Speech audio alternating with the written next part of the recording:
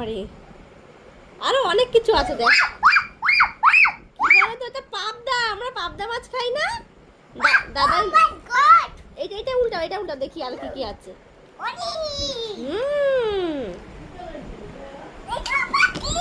Eagle পাখি, কত কিছু এখানে দেখেছো?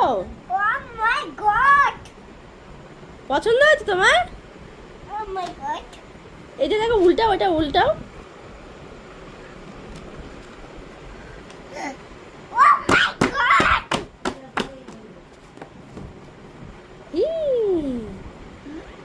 পছন্দ হয়েছে মাম্মা?